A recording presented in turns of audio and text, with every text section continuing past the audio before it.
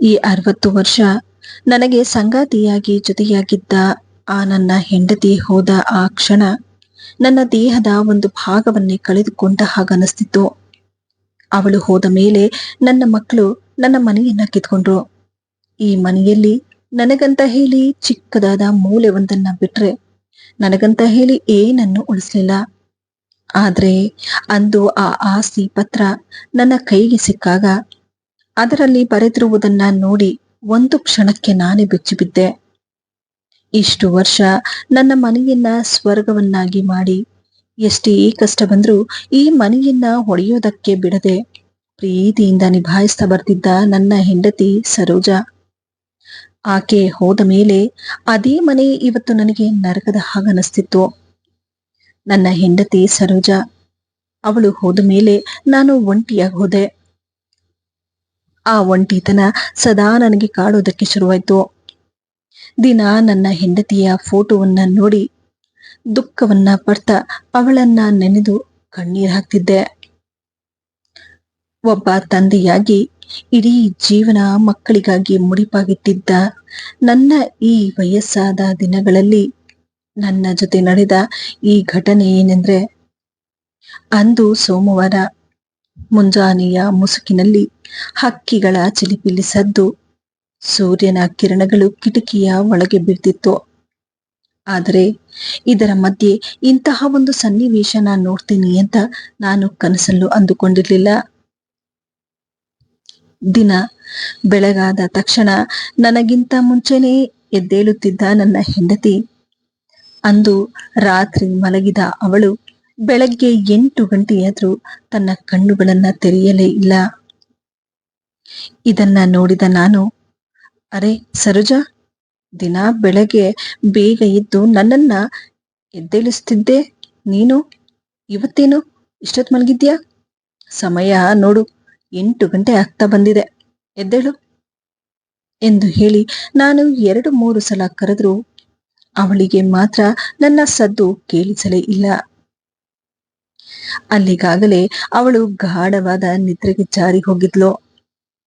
ಅವಳು ನನ್ನನ್ನ ಬಿಟ್ಟು ಹೋದ ಈ ಕ್ಷಣ ನನ್ನಲ್ಲಿ ಗಾಢವಾದ ದುಃಖವನ್ನ ಆವರಿಸಿಕೊಂಡಿತು.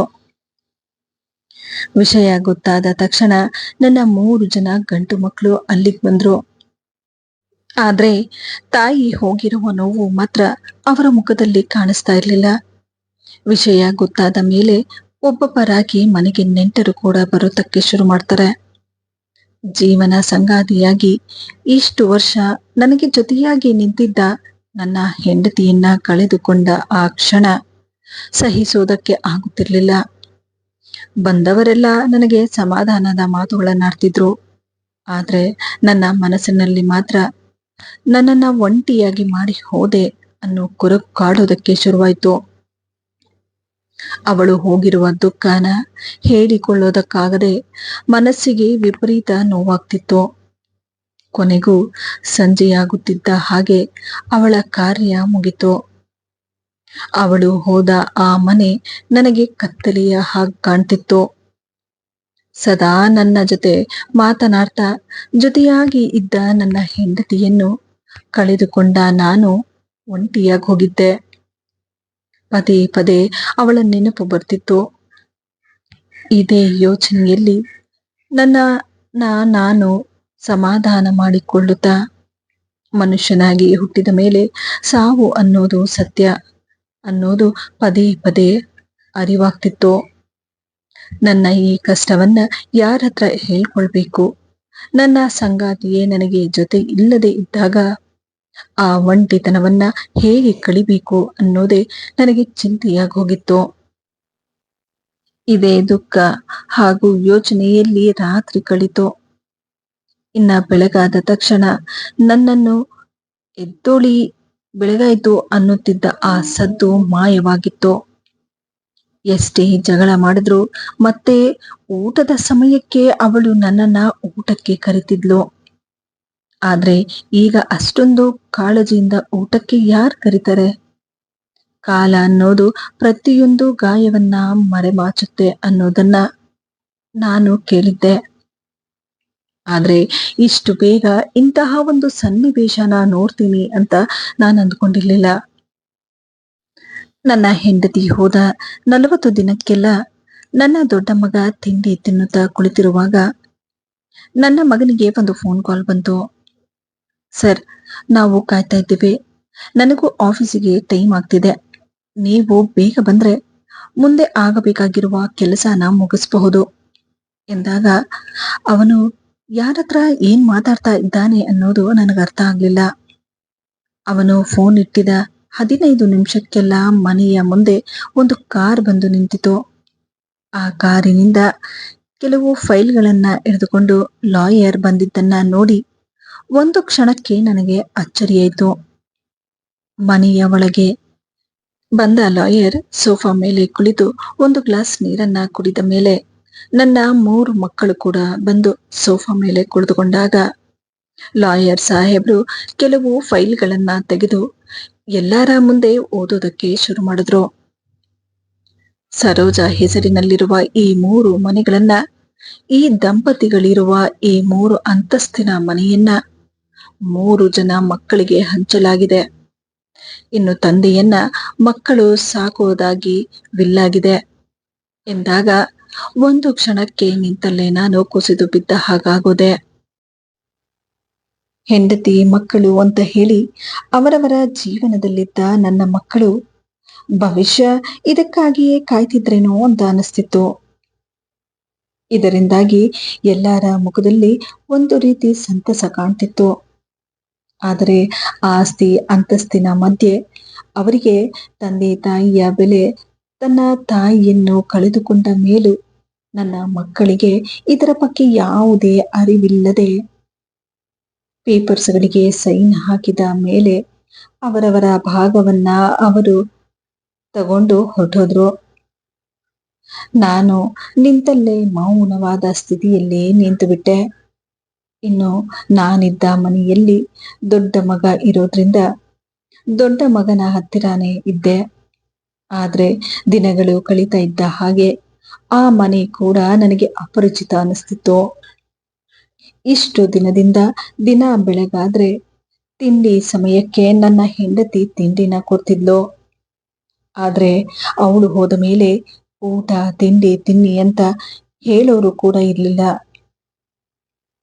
ನನ್ನ ಸೊಸೆ 8 ಗಂಟೆಗೆ ಎದ್ದು ತಿಂಡಿ ಮಾಡಿ ಅವಳಿಗಿರುವ ಒಬ್ಬ ಮಗನಿಗೆ ರೆಡಿ ಮಾಡಿ ಸ್ಕೂಲಿಗೆ ಕಳಿಸಿದ ಮೇಲೆ, ಜೊತೆಗೆ ಗಂಡನಿಗೆ ರೆಡಿ ಮಾಡಿ ಕಳಿಸಿದ ಮೇಲೆ ಟೇಬಲ್ ಮೇಲೆ ಊಟ ತಂದಿಟ್ಟು, ನೋಡಿ ಮಾವ, ನನಗೆ ಇದನ್ನ ಬಿಟ್ಟು ಮನೆಯಲ್ಲಿ ಬೇರೆ ಕೆಲಸಗಳು ಇರುತ್ತೆ. ಹೇಗೂ ನೀವು ಮನೆಯಲ್ಲಿ ಫ್ರೀಯಾಗಿರ್ತೀರಲ್ಲ, ತಿಂಡಿ ಆದ ಮೇಲೆ ಅಡುಗೆ ಮನೆಗೆ ಹೋಗಿ ನೀವೇ ಹಾಕಿಕೊಂಡು ತಿಂದ್ರೆ ನನಗೂ ಸ್ವಲ್ಪ ಸಹಾಯ ಆಗುತ್ತೆ ಎಂದು ಹೇಳಿ ಮುಖಕ್ಕೆ ಬಡಿದ ಹಾಗೆ ಹೇಳಿಬಿಟ್ಲು.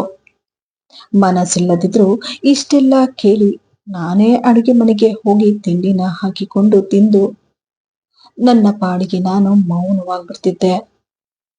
ಅದು ಸಾಲದೆ ಮನೆಗೆ ಬೇಕಾಗಿರುವ ತರಕಾರಿ ಹಾಗೂ ರೇಷನ್ ಅನ್ನ ಕೂಡ ನಾನೇ ತಂದು ಹಾಕ್ತಿದ್ದೆ.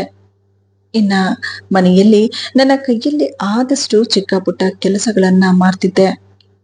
ಇಷ್ಟೆಲ್ಲ ಮಾಡಿದ್ರು ಆ ಮನೆ ನನಗೆ ನನ್ನ ಮನೆ ಅನ್ನಿಸ್ತಿರ್ಲಿಲ್ಲ. ತಿಂಗಳಾಗುತ್ತಿದ್ದ ಹಾಗೆ ನಾನು ನನ್ನ ಇನ್ನೊಬ್ಬ ಮಗನ ಬಳಿ ಇರೋದಕ್ಕೆ ಹೋದೆ. ನಾನು ಅಲ್ಲಿಗೆ ಹೋದ 2 ದಿನ ಚೆನ್ನಾಗಿಯೇ ಇತ್ತು.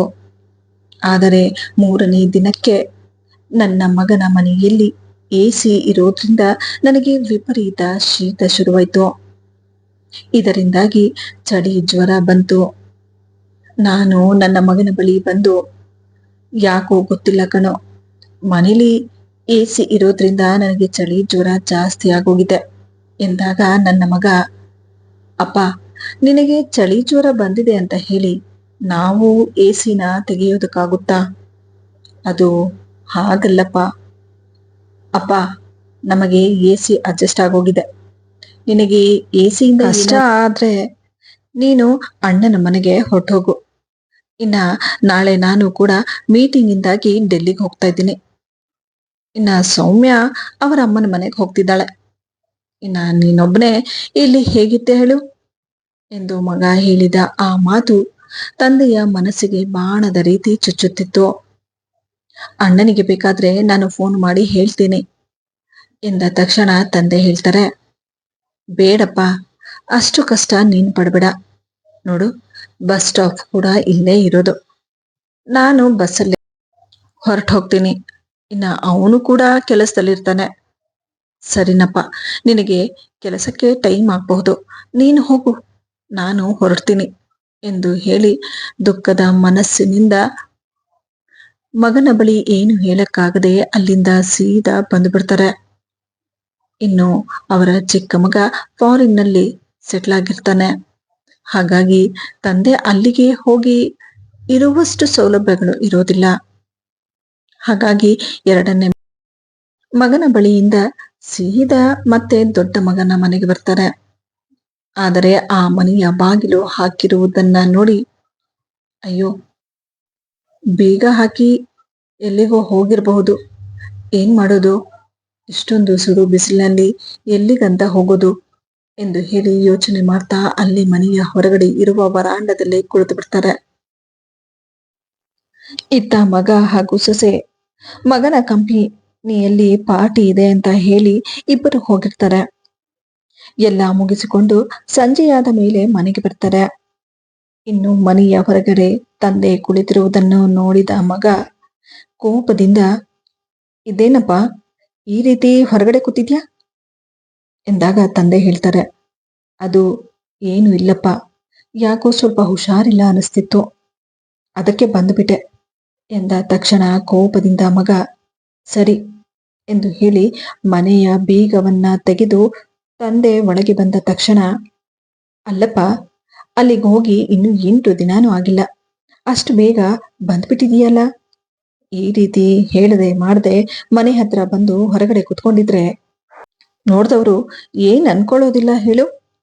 ಎಲ್ಲಾದ್ರೂ ಒಂದು ಕಡೆ ಇರಬೇಕು ನೀನು.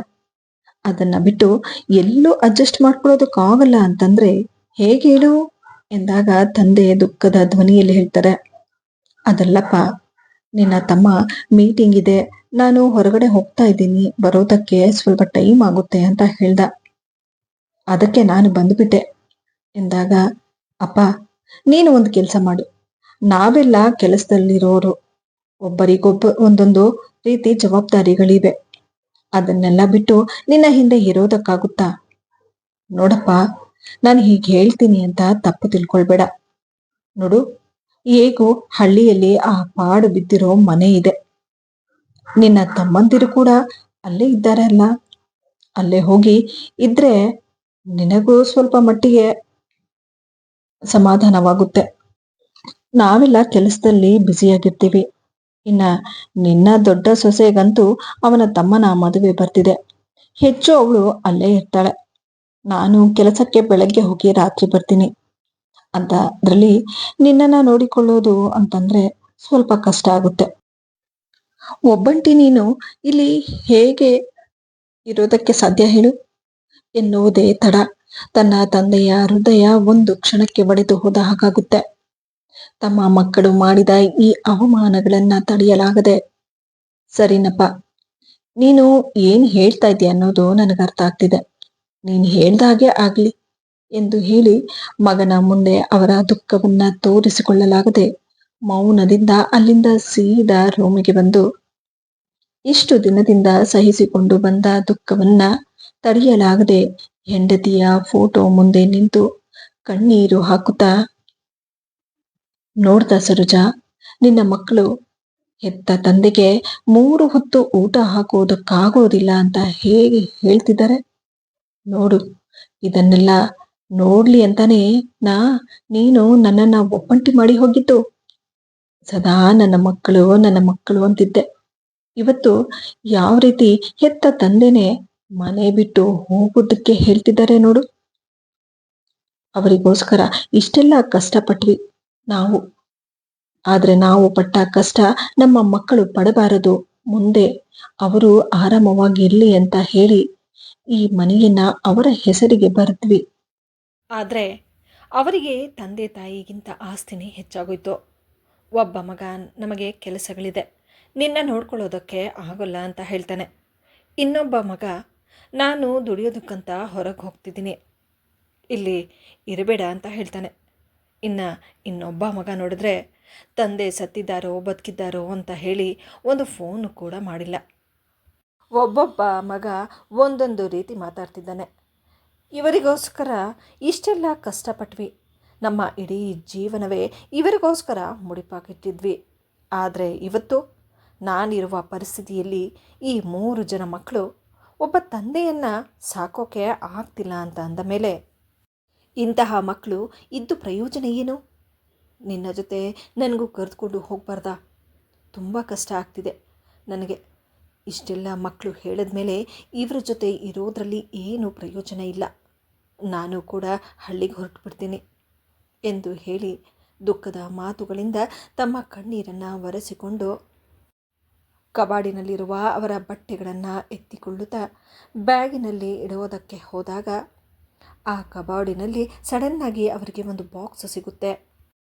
ಆಗ ಏನಿರ್ಬೋದು ಎಂದು ಹೇಳಿ ಆಶ್ಚರ್ಯದಿಂದ ಅದನ್ನು ತೆಗೆದು ನೋಡಿದಾಗ ಒಂದು ಕ್ಷಣಕ್ಕೆ ಅವರೇ ಬೆಚ್ಚಿ ಬೀಳ್ತಾರೆ.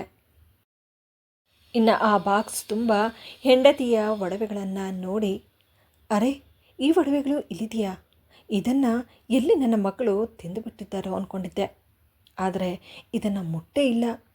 ಸರೋಜಾ, ನೀನು ನನ್ನನ್ನು ಬಿಟ್ಟು ಹೋದಾಗ, ನನ್ನ ಮಕ್ಕಳು ನನ್ನನ್ನು ದೂರ ಮಾಡಿದಾಗ ಇನ್ನು ಎಲ್ಲಿ ನಾನು ಬೀದಿ ಪಾಲಾಗ್ಬಿಡ್ತೀನೋ ಅಂದ್ಕೊಂಡಿದ್ದೆ. ಆ ದೇವರು ಕೂಡ ನನಗೆ ಮೋಸ ಮಾಡಿಬಿಟ್ಟ ಅಂದ್ಕೊಂಡಿದ್ದೆ. ಆದರೆ ನಾನು ನಂಬಿದ ಆ ದೇವರು ನನ್ನ ಕೈಯನ್ನು ಬಿಡಲಿಲ್ಲ. ಇನ್ನು ನಿನ್ನ ಮಕ್ಕಳ ಮುಂದೆ ನಾನು ಕೈ ಚಾಚೋದಿಲ್ಲ. ಒಂಟಿಯಾದರೂ ಪರವಾಗಿಲ್ಲ, ಇರೋಷ್ಟು ದಿನ ಮಕ್ಕಳಿಲ್ಲದೇನೆ ನಾನು ಬದುಕಿ ತೋರಿಸ್ತೇನೆ. ಸರೋಜಾ, ನೀನೇನೋ ಹೊರಟೋದೆ, ಆದರೆ ನಾನು ಒಂಟಿಯಾಗಿ ಹೋಗ್ತೀನಿ ಅಂತ ಹೇಳಿ ನನಗೋಸ್ಕರ ಆಸರೆ ಯಾರೂ ಇರೋದಿಲ್ಲ ಅಂತ, ನನಗೂ ಈ ರೀತಿ ದಾರಿ ಮಾಡಿ ಹೋಗ್ತೀಯಾ ಅಂತ ನಾನು ಅಂದ್ಕೊಂಡಿರಲಿಲ್ಲ ಎಂದು ಹೇಳಿ ಅವರ ಮನಸ್ಸನ್ನು ಗಟ್ಟಿ ಮಾಡಿಕೊಂಡು ಧೈರ್ಯದಿಂದ ಅದರಲ್ಲಿದ್ದ ಒಡವೆಗಳನ್ನೆಲ್ಲ ಅವರ ಬಟ್ಟೆಯ ಜೊತೆ ಇಟ್ಕೊಂಡು ಯಾರ ಬಳಿಯೂ ಏನನ್ನೂ ಮಾತನಾಡದೆ ಅಲ್ಲಿಂದ ಸೀದಾ ಮೊದಲು ಅವರು ಇದ್ದ ಆ ಹಳ್ಳಿಗೆ ಹೊರಟೋಗ್ತಾರೆ. ಆ ಹಳೆಯ ದಿನಗಳು, ಜೊತೆಯಲ್ಲಿ ಬೆಳೆದ ಸ್ನೇಹಿತರು, ಇದನ್ನೆಲ್ಲ ಇಷ್ಟು ವರ್ಷಗಳಿಂದ ದೂರ ಇದ್ದ ಅವರ ಮನಸ್ಸು ಅದನ್ನು ನೋಡಿದ ತಕ್ಷಣ ಮನಸ್ಸಿಗೆ ಒಂದು ರೀತಿ ಸಮಾಧಾನವಾಗ್ತಿತ್ತು. ಆ ಕ್ಷಣಗಳು ಮತ್ತೆ ಬರುತ್ತೇನೋ ಅಂತ ಅನಿಸ್ತಿತ್ತು. ಆದರೆ ಹೆಂಡತಿ ಇಲ್ಲದ ಆ ಒಂಟಿತನ ಎಲ್ಲೋ ಒಂದು ಕಡೆ ಕಾಡ್ತಾನೇ ಇರುತ್ತೆ, ಅವರಿಗೆ ಕಾಡ್ತಾನೇ ಇರುತ್ತೆ. ಆದರೂ ಸಾವು ಇರುವವರೆಗೂ ಬದುಕಲೇಬೇಕು ಅನ್ನುವ ಆ ಯೋಚನೆ ಅಲ್ಲಿಂದ ಅವರ ಹೊಸ ಬದುಕನ್ನು ಹುಟ್ಟಿಸುತ್ತದೆ. ಹಳ್ಳಿಯಲ್ಲಿ ಬಿಟ್ಟು ಹೋಗಿದ್ದ, ಪಾಳು ಬಿದ್ದಿದ್ದ ಅವರ ಒಂದು ಹಳೆ ಮನೆಯನ್ನು ಮತ್ತೆ ಸ್ವಚ್ಛಗೊಳಿಸ್ತಾರೆ. ಹೆಂಡತಿಯ ಒಡವೆಗಳನ್ನೆಲ್ಲ ಮಾರಿ ಆ ಹಳ್ಳಿಯಲ್ಲಿ ಸ್ವಲ್ಪ ಜಮೀನನ್ನು ತಗೊಳ್ತಾರೆ. ಆ ಜಮೀನಿನಲ್ಲಿ ಚಿಕ್ಕದಾಗಿ ವ್ಯವಸಾಯ ಮಾಡೋದಕ್ಕೆ ಶುರು ಮಾಡ್ತಾರೆ. ಇದರಿಂದಾಗಿ ತಕ್ಕ ಮಟ್ಟಿಗೆ ಅವರಿಗೆ ತೃಪ್ತಿ ಇರುತ್ತೆ. ಹಳೆಯ ನೆನಪುಗಳನ್ನೆಲ್ಲ ಮರೆಯೋದಕ್ಕೆ ಪ್ರಯತ್ನ ಪಡ್ತಾ ಅವರ ಹಳೆಯ ಸ್ನೇಹಿತರ ಜೊತೆ ಸಮಯವನ್ನು ಕಳೆಯುತ್ತಾ ವ್ಯವಸಾಯದಲ್ಲಿ ತಮ್ಮ ಸಮಯವನ್ನು ಕಳೆಯುವುದಕ್ಕೆ ಪ್ರಯತ್ನ ಪಡ್ತಾರೆ. ಹೀಗೆ ವರ್ಷಗಳು ಹೇಗೆ ಕಳೆಯುತ್ತೋ ಗೊತ್ತೇ ಆಗಲ್ಲ. ತಕ್ಕ ಮಟ್ಟಿಗೆ ಎಲ್ಲವನ್ನ ಮರೆತು ತೃಪ್ತಿಯಿಂದ ಮುಂದಿನ ದಿನಗಳನ್ನು ಕಳೀತಾ ಬರ್ತಾರೆ. ಆದರೆ ಹೀಗೆ ಒಂದು ದಿನ ಇದ್ದಕ್ಕಿದ್ದ ಹಾಗೆ ಅವರ 2 ಗಂಡು ಮಕ್ಕಳು ತಂದೆಯನ್ನು ಹುಡುಕ್ತಾ ಹಳ್ಳಿಗೆ ಬರ್ತಾರೆ. ಮಕ್ಕಳನ್ನು ನೋಡಿದ ತಂದೆಯ ಮನಸ್ಸಿನಲ್ಲಿ ಒಂದು ರೀತಿ ಸಂತೋಷ ಉಕ್ಕಿ ಬರ್ತಿತ್ತು. ಮಕ್ಕಳು ಎಷ್ಟೇ ತಪ್ಪು ಮಾಡಿದ್ರೂ ತಂದೆ ತಾಯಿಯ ಮನಸ್ಸು ಮಾತ್ರ ಬದಲಾಗುವುದಿಲ್ಲ ಅನ್ನೋದು ಇದಕ್ಕೆ ಅನಿಸುತ್ತೆ. ನನ್ನ ಮಕ್ಕಳು ಮಾಡಿದ ತಪ್ಪನ್ನು ತಿದ್ದುಕೊಂಡು ನನ್ನನ್ನು ಹುಡುಕೊಂಡು ಬಂದಿದ್ದಾರೆ ಅಂತ ಹೇಳಿ ಸಂತೋಷ ಪಡುತ್ತಿದ್ದ ಅವರ ಬಳಿ ಬಂದ ಮಕ್ಕಳು ನಡೆದುಕೊಂಡ ರೀತಿ ಹಾಗೂ ಆಡಿದ ಮಾತುಗಳನ್ನು ಕೇಳಿ ಒಂದು ಕ್ಷಣಕ್ಕೆ ತಂದೆ ನಿಂತಲ್ಲೇ ಕುಗ್ಗಿ ಹೋಗ್ತಾರೆ. ಅಪ್ಪ, ಹೇಳ್ದೆ ಮಾಡ್ದೆ ಈ ರೀತಿ ಬಂದುಬಿಟ್ಟಿದೆಯಲ್ಲ, ಸರಿನಾ? ಅದು ಸಾಲದೆ ಈ ವಯಸ್ಸಿನಲ್ಲಿ ಜಮೀನನ್ನು ತೆಗೆದುಕೊಂಡು ವ್ಯವಸಾಯ ಬೇರೆ ಮಾಡ್ತಾ ಇದೆಯಾ ಅನ್ನೋದು ಗೊತ್ತಾಯಿತು. ಇದೆಲ್ಲ ಬೇಕಾ ನಿನಗೆ? ನೋಡು, ಈ ವಯಸ್ಸಿನಲ್ಲಿ ಒಂಟಿಯಾಗಿರೋದು ಸರಿಯಲ್ಲ. ಇರೋ ಮನೆಯನ್ನು ನಮ್ಮ ಹೆಸರು ಮಾಡಿ ಜಮೀನನ್ನು ಮಾರಿ ನಮ್ಮ ಹತ್ರ ಬಂದುಬಿಡು.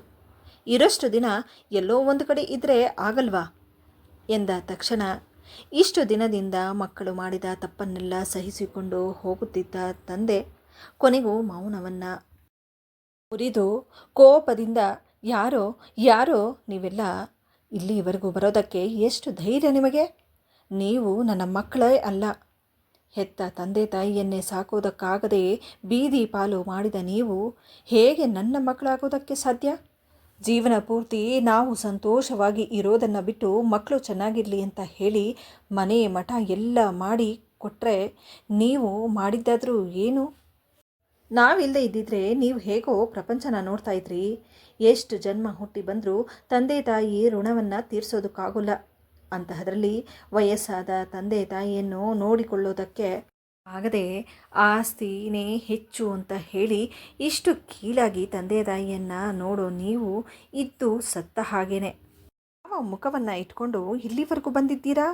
ವಯಸ್ಸಾದ ತಂದೆಯನ್ನು ಸಾಕೋದಕ್ಕೆ ಯೋಗ್ಯತೆ ಇಲ್ಲದೆ ಮತ್ತೆ ದುರಾಸೆಯಿಂದಾಗಿ ಇದನ್ನು ಹಂಚಿ ಅಂತ ಬಂದಿದ್ದೀರಲ್ಲ, ನಿಮಗೆ ನಾಚಿಕೆ ಆಗಬೇಕು. ಒಂದು ನಿಮಿಷ ನೀವು ನನ್ನ ಕಣ್ಣ ಮುಂದೆ ನಿಂತುಕೊಳ್ಳಬಾರ್ದು. ಇವತ್ತು ನೀವು ನಮಗೆ ಮಾಡಿದ್ದನ್ನೇ ನಾಳೆ ದಿನ ನಿಮ್ಮ ಮಕ್ಕಳು ನಿಮಗೆ ಮಾಡ್ತಾರೆ.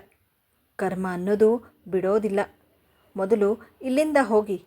ಇಲ್ಲದೆ ಹೋದರೆ ನೀವು ನನ್ನ ಮಕ್ಕಳು ಅನ್ನೋದನ್ನು ಕೂಡ ಮರಿಬೇಕಾಗುತ್ತೆ. ನಾನು ಸತ್ತರೆ ಊರು ಜನ ಇದ್ದಾರೆ ಎತ್ತ ಹಾಕೋದಕ್ಕೆ. ನಿಮ್ಮ ನೆರಳು ಕೂಡ ನಾನು ಸತ್ತ ಮೇಲೆ ನನ್ನ ಮೇಲೆ ಬೀಳಬಾರ್ದು. ಈ ಮನೆ ಹಾಗೂ ಉಳಿದಿರೋ ಜಮೀನನ್ನು ಬಡವರಿಗೆ ಹಂಚುತ್ತೀನಿ. ನಿಮಗೊಂದು ನಯ ಪೈಸಾನು ಕೊಡೋದಿಲ್ಲ. ಮೊದಲು ಇಲ್ಲಿಂದ ತೊಲಗಿ ಎಂದು ಹೇಳಿ ಕೋಪದಿಂದ ಮಾತನಾಡಿದ್ದನ್ನು ಕೇಳಿದ ಮಕ್ಕಳು ಮುಂದೆ ಏನೂ ಹೇಳೋಕ್ಕಾಗದೆ ಮುಜುಗರದಿಂದ ಅಲ್ಲಿಂದ ಹೊರಟೋಗ್ತಾರೆ. ಇಷ್ಟೆಲ್ಲ ಆದ ಮೇಲೂ ಮಕ್ಕಳಿಗೆ ಮಾತ್ರ ಬುದ್ಧಿ ಬರೋದಿಲ್ಲ. ಆಸ್ತಿಗೋಸ್ಕರ ಹೆತ್ತ ತಂದೆ ತಾಯಿಯನ್ನು ನೋಡಿಕೊಳ್ಳದೆ ಬೀದಿ ಪಾಲು ಮಾಡಿದ ಮಕ್ಕಳಿಗೆ ಒಂದಲ್ಲ ಒಂದು ದಿನ ಇಂತಹ ಸನ್ನಿವೇಶವನ್ನು ಅವರು ಕೂಡ ಅನುಭವಿಸ್ತಾರೆ ಅನ್ನೋದನ್ನು ಭವಿಷ್ಯ ಮಕ್ಕಳು ಮರ್ತಿದ್ದಾರೆ ಅನಿಸುತ್ತೆ. ಕರ್ಮ ಅನ್ನೋದು ಯಾರನ್ನೂ ಬಿಡೋದಿಲ್ಲ ಅನ್ನೋದನ್ನು ಸಮಯ ಬಂದಾಗಲೇ ಅರ್ಥ ಆಗೋದು. ಮಕ್ಕಳಿಂದ ಇಷ್ಟೆಲ್ಲ ಅನುಭವಿಸಿದ ತಂದೆ ಒಂಟಿಯಾಗಿ ಬದುಕುವುದು ಕಷ್ಟವಾದರೂ ಜೀವ ಇರುವವರೆಗೂ ಬದುಕಲೇಬೇಕು ಎನ್ನುವ ಯೋಚನೆಯಲ್ಲಿ ತಮ್ಮನ್ನು ತಾವು ಸಮಾಧಾನ ಮಾಡಿಕೊಂಡು ಇರುವಷ್ಟು ದಿನ ತಮ್ಮ ಹಳ್ಳಿ ಜನರ ಮಧ್ಯೆ ಸಂತೋಷವಾಗಿ ಇರೋದಕ್ಕೆ ಪ್ರಯತ್ನ ಪಡ್ತಾರೆ. ಈ ವಿಡಿಯೋದಿಂದ ನಿಮಗೇನಾದರೂ ಉಪಯೋಗವಾದಲ್ಲಿ ವಿಡಿಯೋಗೆ ಒಂದು ಲೈಕ್ ಮಾಡಿ, ಆದಷ್ಟು ನನ್ನ ವಿಡಿಯೋಸನ್ನು ಶೇರ್ ಮಾಡಿ ಹಾಗೂ ನನ್ನ ಚಾನಲನ್ನು ಸಬ್ಸ್ಕ್ರೈಬ್ ಮಾಡುವುದನ್ನು ಮರೆಯಬೇಡಿ.